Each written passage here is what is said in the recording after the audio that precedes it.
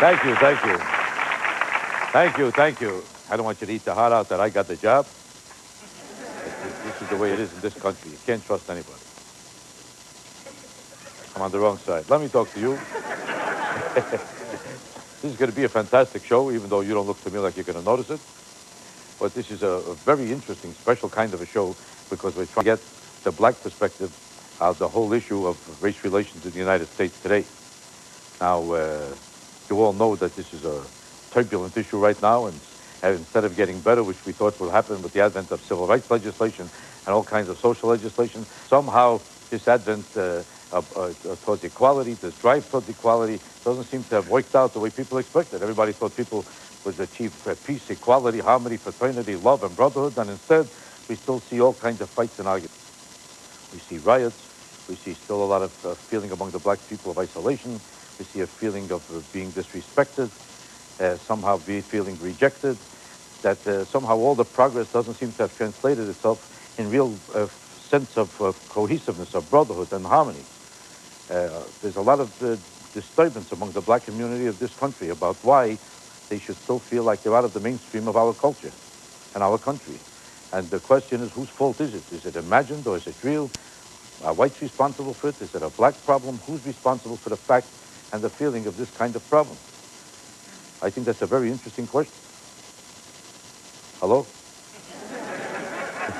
The fact of the matter is that the black community has not been receiving parity with the white community. That is one of the legacies of oppression and slavery. The problems we have in the black community is that there is an honest difference of opinion as to what needs to be slavery. We have problems. But the challenge was, I think Malcolm threw this challenge down in the youth of his day. When Malcolm's black economic development, the same issues that we're confronted with faces is, how do we challenge people to convince that will be ended? How do we convince them that there is hope when they're confronted with drugs, these big social problems that afflict the black community? The black leaders during this election, we heard nothing from black leaders regarding the so-called urban agenda. And it's about time we begin to have an honest to be done to address these issues. We're in agreement that there has been discrimination and oppression. What needs to be done? The blacks have been sent. Where have you been?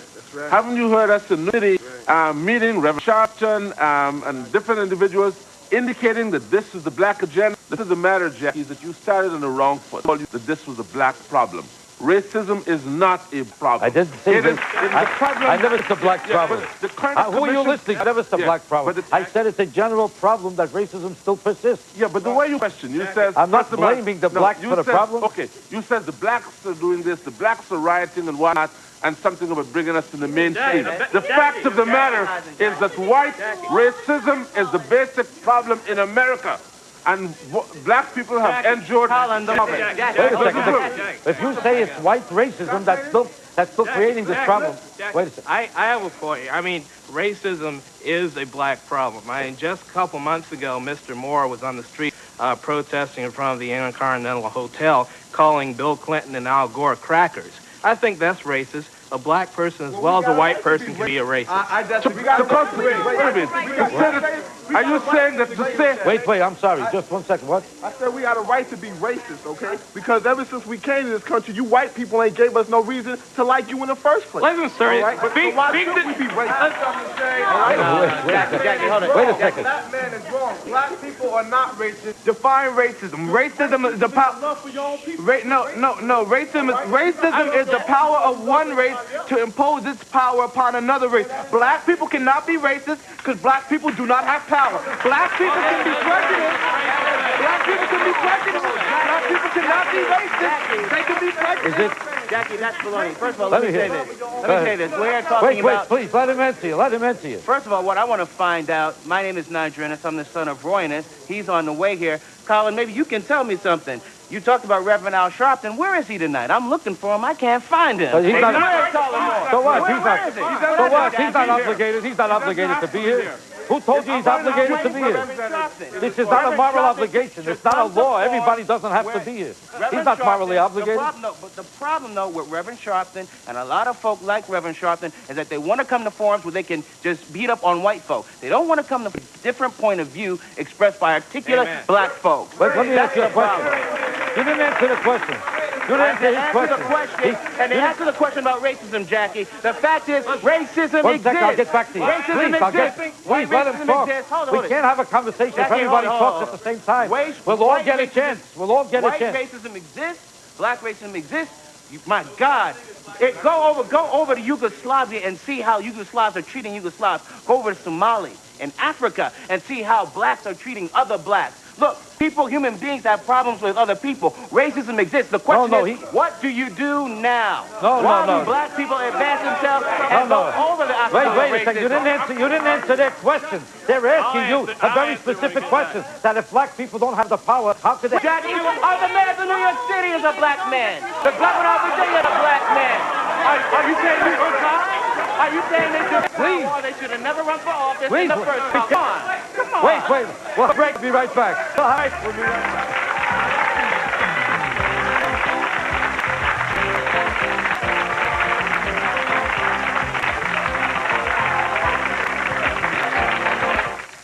You want me to tell you about the problem of educated black community? Of course you may. This is a one-hour show. You'll have plenty of opportunities to talk. The whole show is not just a person. Give me a chance to let everybody talk, and everybody will. Everybody will have a chance to talk. It's not a 2-second show. It's 1 hour. And it's screaming up about here was the question of who's discriminating against who. Now, you're saying that discrimination, we don't have the power to discriminate. No, black racism.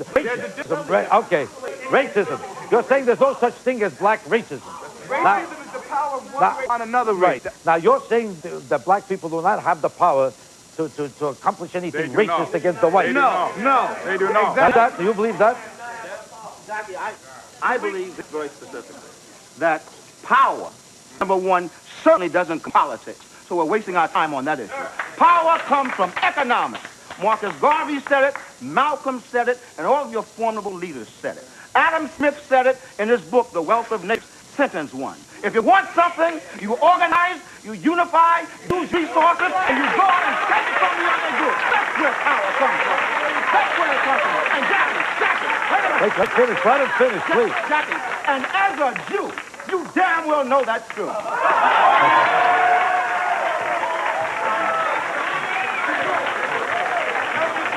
Wait, I'll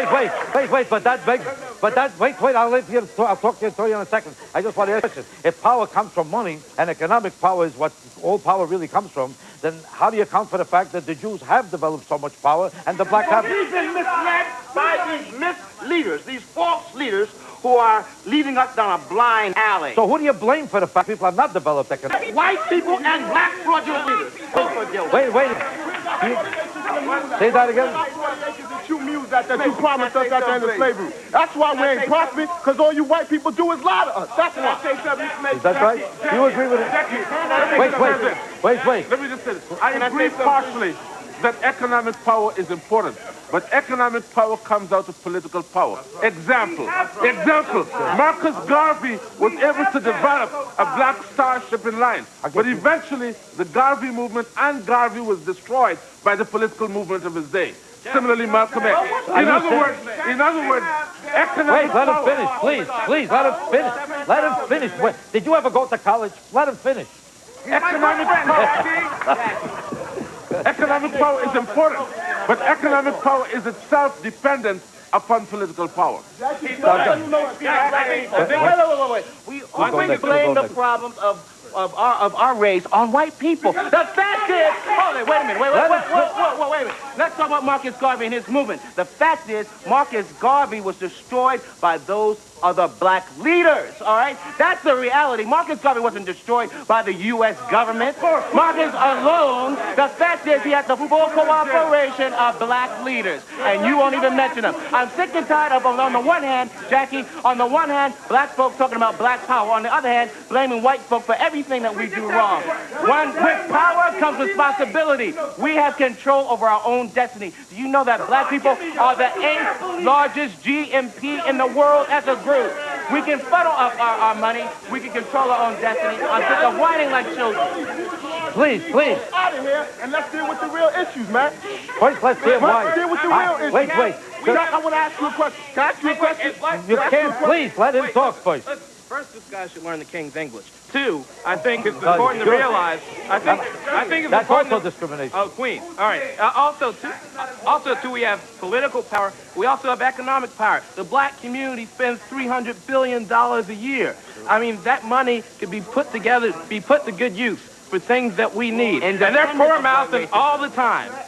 But as long as we see ourselves as victims, we'll never solve the problem. Please, let him. All right, This man, you're right. You're next. The black community does spend a lot of money. But who do we spend it on? We spend it because the white man allows these other people to come in our neighborhood and set up stores where he won't let a black man set up his own store. So we afford you on the other nations and make them rich. If we want to eat, if we want clothes, if we want anything, we got to go to these other people. Okay? So that's where the money's going. But black people are not allowed to set up these stores. That's why we got to spend our money on these other people, and our money never grows in our own community. Why don't you think about it like that? You want to say something? Let me say something. Go ahead. These are young people speaking, and I hear the voice of youth, and they both speak on something that could be very accurate. What Niger is saying is very true. It's very important. Have you thought of black on black crime? If white folk were killing us like we are killing each other, there would be a race riot in America. Black folk are killing each other. What do we do about those people who are weekends killing us? Surely, from white folks, surely we have that. But this problem that we have of black people on black crime must seriously be addressed in a forum like this. But that's we wait a cannot second. let it escape. We have to stop killing each other. We have to stand up and be brothers and sisters united for one cause. All right.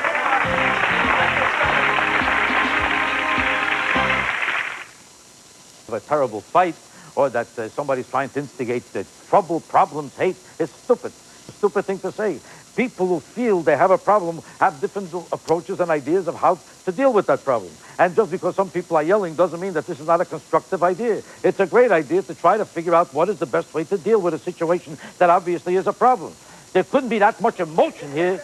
There couldn't. What's on your mind? First, you black brothers and sisters respect me because I respect you. And first thing, we're performing like birds in a cage for these people. Are we really here to straighten out the black situation, or are we here to scream at each other? All right? There is no way possible that we could straighten out the black problem in 2 hours. This is a joke. But when you black individuals talk about racism, you must look into the fact that first thing, you compare the Jew situation to the black situation. All right? First thing, a Jewish man will tell you he will never denounce his religion, but when you see me coming from afar, what the first thing you see? My color. And when you see a Jewish person, what do you see? You don't see his religion. And secondly, guess what? The country that we support the most is what? Israel. And you know what? What's the country Israel supports the most? South Africa. We are supporting the oppressor regime that oppress our people. And then again, you look at Europe. As far as natural resources, Europe's the poorest country. But how did a country so poor, a continent so poor, get so rich? All right? You brothers and sisters right now, Zaire with plutonium. We should have nuclear weapons, but the United States, Russia had total control over that. You look at South Africa, you look at Liberia, a country I'm from. All right? A country I'm from where you brothers and sisters did not realize my parents was getting paid cents an hour. We was working for the rubber on your feet, the rubber on your tires, and you brothers and sisters coming here telling us we killing each other. But the fact of the matter is, white men kill each other. 90% of the white people is 90% of the white man that died from another white man's hand. It's no fact black people do kill each other, yes, but that's not the issue. White people kill each other. But you know what? I pity us, because you know why? When black lady, I'm talking, please. The fact of the matter is, when the white man, the fact of the matter is, when the white man colonized Africa, the fact of the matter is, when the white man colonized Africa, where did he go? He went to the black man who was greedy enough to sell out to people. The fact of the matter is, when the master wanted to control his people, where did he go? He went to the house slave who would control his brothers. And you, my brothers and sisters, you better start realizing we're not in there to speak. We're speaking on you over here. You're wearing this brother right here. This brother right here is wearing a red, white, and blue flag, a flag that oppresses people. You know, the average black American, the average white American makes $25,000 a year. But the average black American makes $13,000. You see, that's what the white man...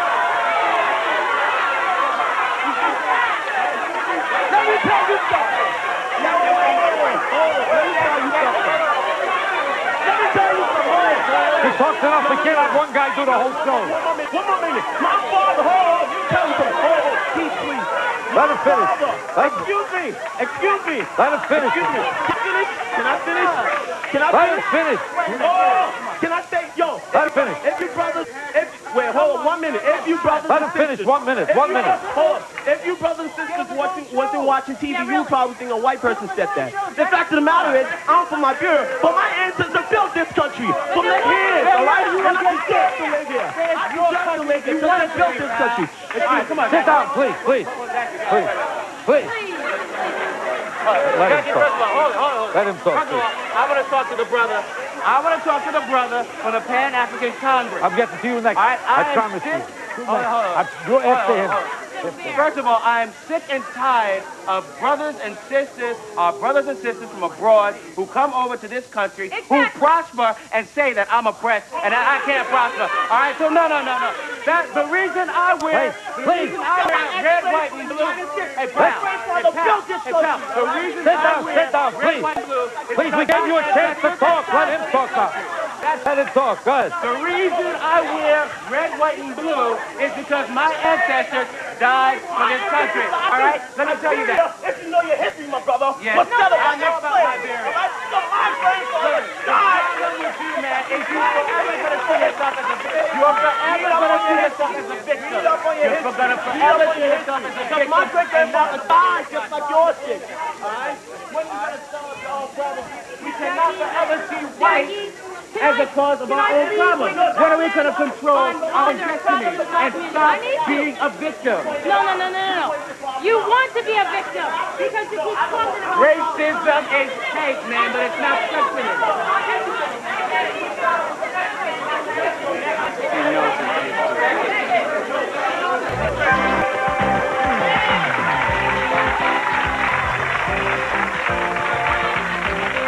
You just keep it short and just allow each person to finish before the next one gets started. It shouldn't be that difficult, but ever since I started the show, it's been an impossible thing to let other people talk.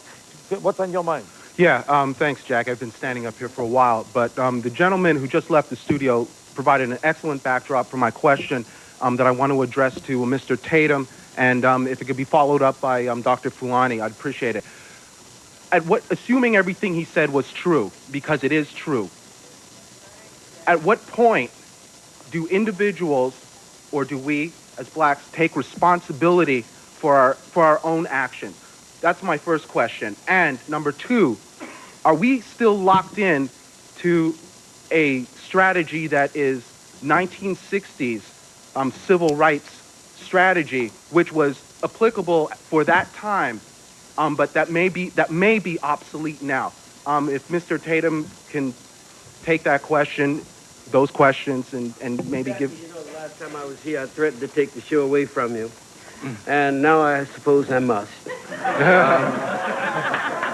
You see, what happened, Jack, he's got some very smart people out here.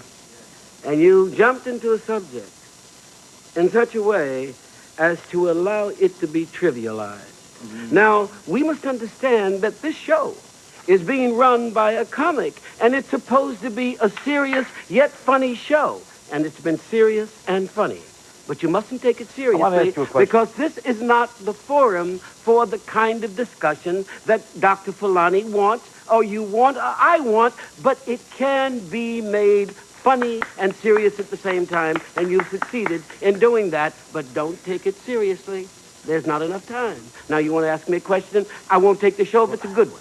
We've discussed major public issues. Well, you didn't answer my question. We've discussed major public issues on this show 100 times. Don't blame me if it deteriorates. No, I'm not blaming you, because Jackie. I'm not trying to be funny, and I don't take this subject as a meaningless or lighthearted subject. I know how significant and important it is, and you are indulging in a form of racism yourself by putting me in a position of not respecting or being concerned about this issue or what to really do about it. I care as much as you do about what to do. I come from an oppression myself. I came from a poverty-stricken family that was all wiped out in Europe. I came here where it was in every newspaper, white Christian only. A Jew could not get a job in New York when I was a kid because every advertisement of the New York Times said white Christian only. I grew up hating white Gentiles, not blacks. I never had trouble with blacks in my life. And I was a partner with the blacks, and I marched in Selma, Alabama, and got punched in the face 30 years ago. You have no right to judge me. You don't know anything about my life or what I sacrificed and suffered from. Jackie, you don't know I was poverty-stricken and miserable a whole lifetime. Jackie, who the hell blames are you to judge me as a comedian? Jackie, who blames you?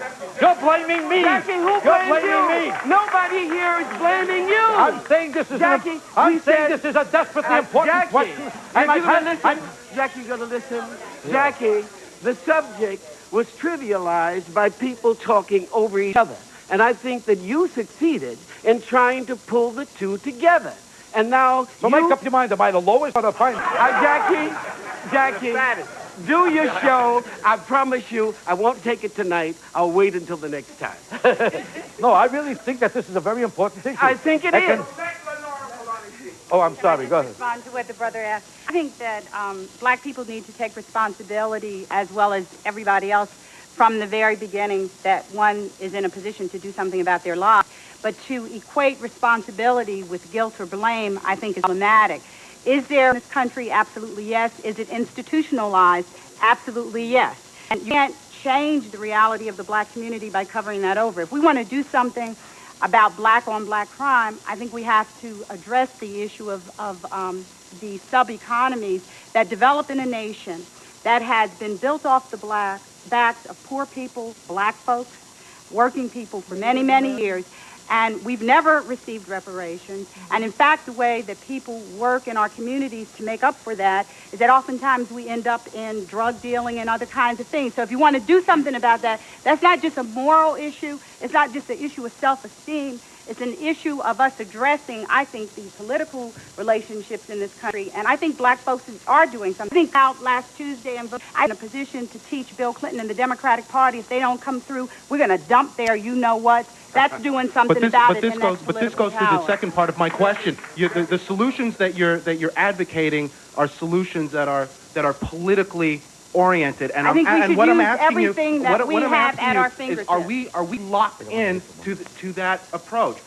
No, I think we are we should locked use into everything that we have in order to fight with it. I don't think the level of debate, are white people responsible or black folks responsible?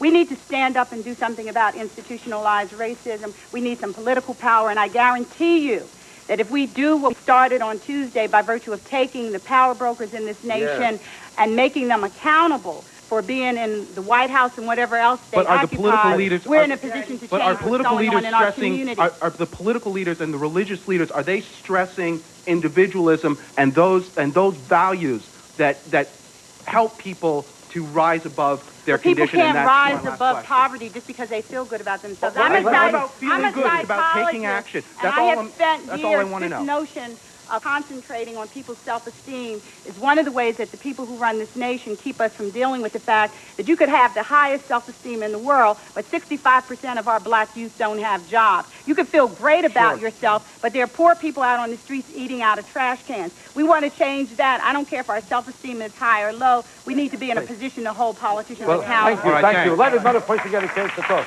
Go ahead. I'm sorry. I think we're starting to get close to.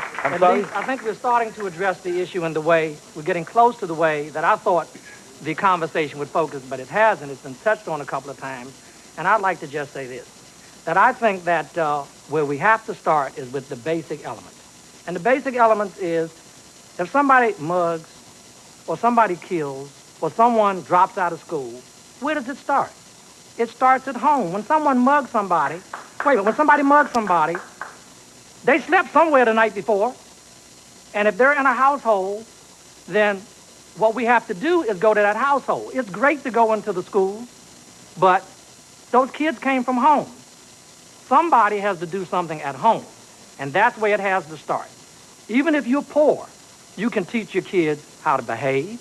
You can spend time. I'm in the middle of my conversation, and I'd like to finish. You can teach your children how to behave if you have little or no resources. Right. You can teach your children to go to school and stay in school. You can spend time at home as opposed to staying other places. In other words, and that's where you a have value to start. system could be taught to a person no matter his circumstances. And values...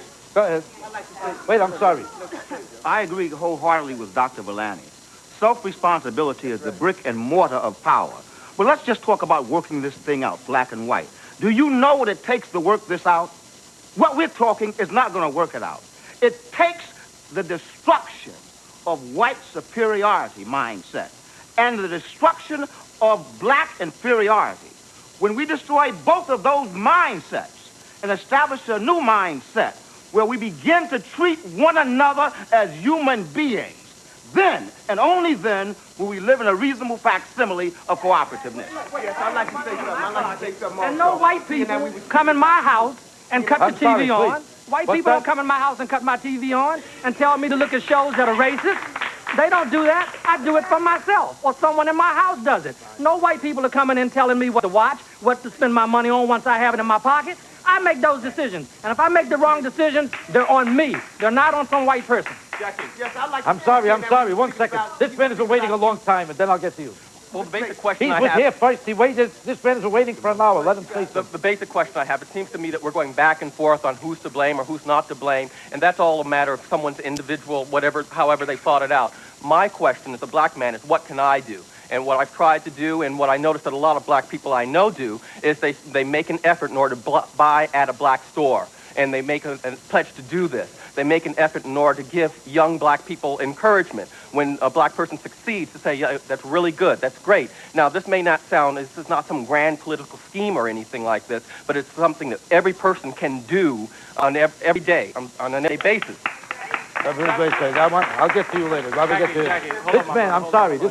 You've been talking for too many people. I have to give this man a chance. I've been on your show a number of times, and I hear what we're saying, and I just want to explain to America one of the problems that exists when you have these kinds of dialogues is that it's not that we're all in disagreement. It's just that one faction takes one particular focus, another faction takes another focus, and they're arguing them vehemently, and it seems like they're conflicting, but they're not. The problem here is that it's not white people's faults alone. It's not black people's fault alone. Sure, racism is deeply rooted in the economic system here. Racism is deeply rooted in the criminal justice system here, as reflected by the report that just came out of New York State saying that racism is so deeply penetrated that black people can't even get a fair trial. Racism is deeply rooted in the political system. But as a black youth, part of the next generation strategist, I am not going to sit in this seat and continue to blame people for our collective problem. What we must do is organize. We must do... Hold on, Jackie, I'm not finished. Don't move on me yet, baby. Don't move on me yet. What we must do is we must organize, work with our elders. Look at our youth, our brothers and sisters. I'm not much older than this man here. I'm not much older than the youth who was speaking here. And say, listen, you have a point, but you must have a certain amount of discipline. You must read, you must learn, and you must learn how to interpret your point to the masses of our people. Finish.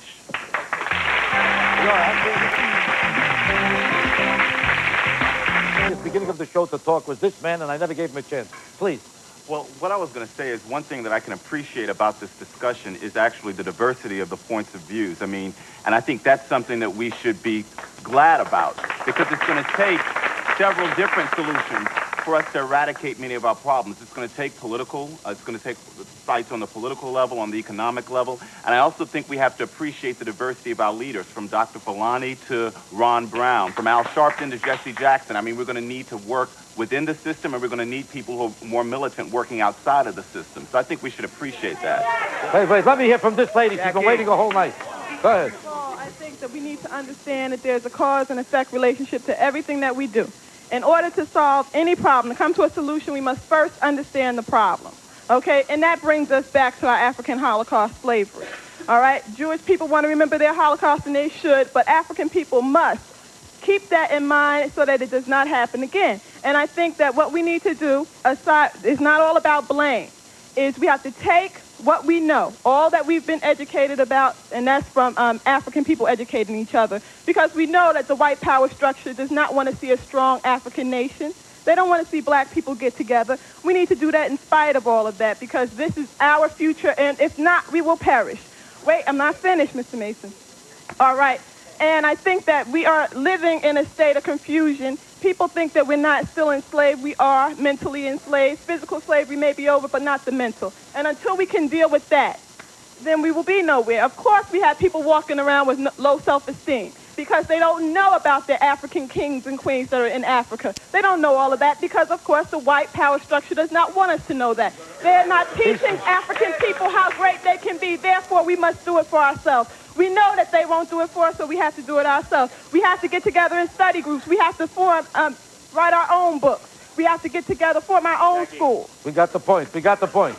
Got the point. Thank you. Go ahead. Go ahead. I must hear from her first. Go ahead. Wait, I'm sorry. I got to hear from this lady. First of all, let me say this. Until we as a black community start to tell the truth and stop making speeches to feel good, okay, we're not going to get anywhere here. Wait, 1 second. We're not going to get anywhere here. Let her finish. Please, let her finish. Please. Made a point that until we let you talk. Please let her talk. Black on black crime, we're not going to be able to solve it. That's bull, okay? Let me tell you something. Black on black crime is as bad as it is because we stand there and we make excuses for black criminals. It's not white people that are breaking into our houses, mugging our grandmothers, robbing us, sodomizing us, raping us. It's our own brothers and sisters, and that we need to be aware of. Deal with that problem, we're not going to go anywhere. We stop making excuses for it, Jackie, or trying to do psychological studies on it, or why it's going on in the root of it. I'm saying, no, we're never going to solve the problem. Let me add to this. And no, it's not fair. The biggest prosecutor against the Italian mafia was a man named Rudolph Giuliani, second to Elliot Ness. The fact is that black people have to start taking responsibility for problems within their own community. We have to stop looking from the outside and blaming someone else. We have to control our own destiny. Several brothers and sisters up here have said that we have a GNP that could be 8th or 9th largest in the world. We have to channel our resources. It's within our power to do so. But we can't do it if we continually see ourselves and view ourselves as victims of slavery and victims, perpetual victims. I mean, it's important. Let me show you a very good example. Okay, sometimes when you make comments, it's difficult to understand how something's done. Let me tell you how something's done. The immigrants. Wait, please. Jackie. Please. I'll get to you next. First, I want to hear from him, then I'll get to you. Go ahead. First, it's important to realize, Jackie, that to channel our resources, we need education, not about African kings and queens, about the opportunities that are already available to us. Wait. It's wrong. Listen. We need to be educated about the opportunity. They're saying the opportunities do not exist in a way that gives a black person an opportunity to get ahead in life. You're saying the opportunities are there, but you're not taking advantage of them. They're saying the opportunities are not there. You're saying, wait, please. I must hear from this. From going to the library, Jackie. No white person stops me. If we want to learn, listen. For young brothers and sisters, for young brothers and sisters, look, white people do not stop us from going to the library. We want to learn about our history. Okay. If we want to learn, if we want to learn about our history, I think it's important. I hate to quote Sinead O'Connor, but we need to fight the real enemy. And the real enemy here is that we need to take... Wait, listen. It's my turn. Please, I'll get to you next. I must hear from him. Please. Jackie. This man is standing here for 20 minutes. Let him talk. Please. I'm sorry. Go ahead. All right, Jackie. If a man does not know his past, he don't know his future. And the majority of so-called black America don't know their future because you don't know your past. If you knew your past, you would read the Bible. If you read the Bible, you'll find out that you're the chosen people of God that was brought up for breaking God's laws, and you were subject under the hands of the so-called white world. We ain't going to make it politically. We're going to make it by voting because our people tried that for years. That's a misconception and a lie that our people have been taught to believe in, and the so-called Negro is a Jew, and they can forget about all this voting. It's going to take a revolution to take this place down, and a black man named G is going to take it down. Hold on, Jackie, I'm not finished. Okay, Jackie, I'm not finished. The same way your ancestors took the land from the Indians, the same way you brought us here as slaves, that's how your empire gonna come now, and that's the only way it's gonna be done. Reap what you sow, and you'll sow what you reap, as it is written in the Holy Bible.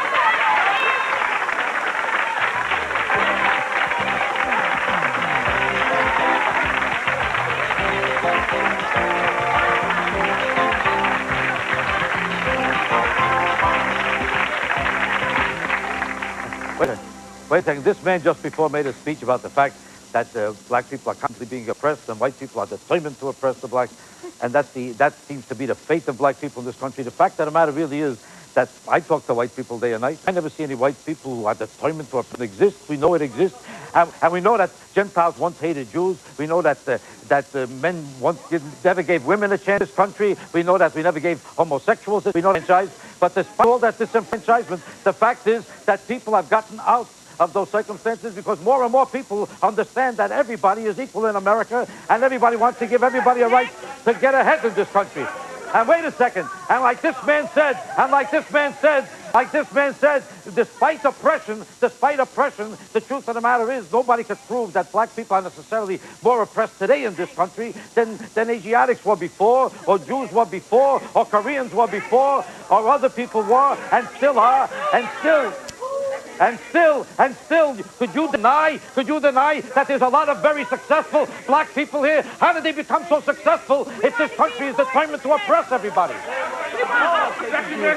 White people feel that black people are coming against them now is because the Bible says that the Lord is going to prepare you white people unto blood for all the blood of our people that you done spill. You feeling the repercussions of hundreds and thousands a year of you shedding our blood now. Okay, so now the Most High is bringing it back on you. All right, that's all it is. He's bringing it back on you for what you did to us. Oh, wait 1 second. I got to hear from this one. We're talking about the issue of African Americans here and the issue of race and racism. But we better understand, of course, that it's not just racism. It's also an issue of class as well as an issue of race. Because I know too many African Americans that I went to Dartmouth College. I went to Harvard Law School. And I know a number of people, they wouldn't go through Harlem where I live for love nor money. They wouldn't go anywhere near black people for love nor money. And they care as little about black people as other white people. That's not good, my brother. It's something that when we talk about progress, when we talk about our people moving forward, we're going to have to move forward together. All right? And that's something that we have not seen, and it's something that we're going to have to take upon ourselves. Let me just finish for a second, please, all right? Now, you let me just have a time for a moment. The fact is that as we close up this discussion, the one thing that we have to look at is that as African Americans, we have many ways to go from east to west or from west to east, but we had better start moving. And we have not been doing that. We have not been doing that together, and we've got to focus on both the political and the economic aspects of where we are, but understand that it's not about race, my friends, because there's too many people who will move forward on the issue of race, and they'll leave the people behind anyway. It's about nationalism. I'm sorry. Jackie, not only did the gentleman who spoke just now say it as it is, but I'd like to focus on the whole question of education. Oh, thank you. We as black Americans, we as African Americans, have a destiny ahead of us. And it has to be a destiny that is based on the training and education of black youth. We need committed teachers, we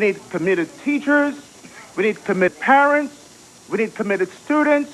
We are entering the 21st century. This is a high-tech. We must know about our heritage. We must know about our history. But if we are not prepared to deal with what it takes to be qualified for a job today in today's global market, where we are competing not only against our historic enemies in this country, but against the Japanese and the Germans. Disagree with them? Are you disagreeing with them? Are you saying that there is not? We must never overlook the vital importance of educating our youth because they are the future of our people. Good. Great. I'm sorry. Coming right back.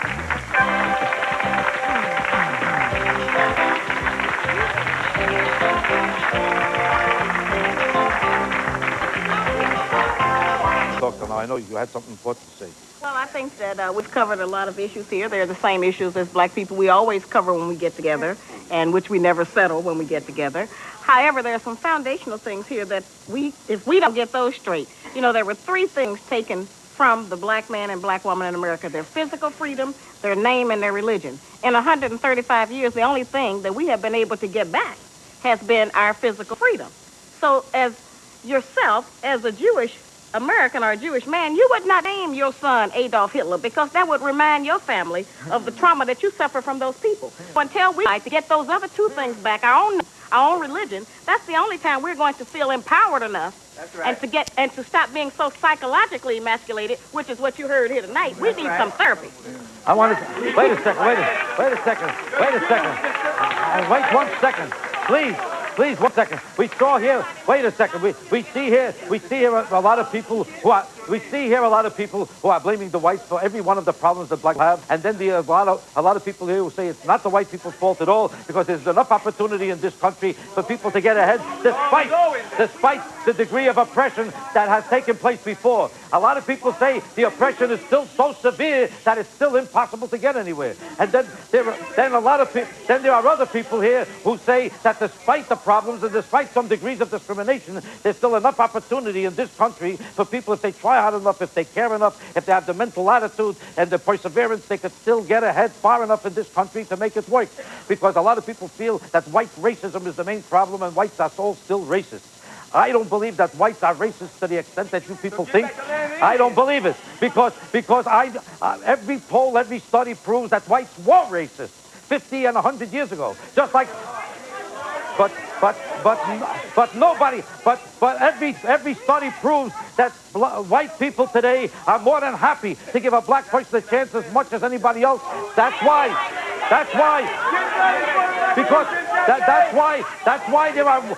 there are black mayors in most of the major cities in this country. That's why there's more and more black congressmen. That's why there's more black senators. And despite the fact of discrimination, other minorities. Am I right or wrong? No, you're right. Let me tell you why you're right. No, he's right. Let me tell you why you're right. I say that we should talk about love. We should talk about love because every decent white person wants to love the black people as much as anybody else. Right. And any white person who feels hate, should drop dead. And I have no respect for anybody, black or white, who believes in discrimination. God bless everybody.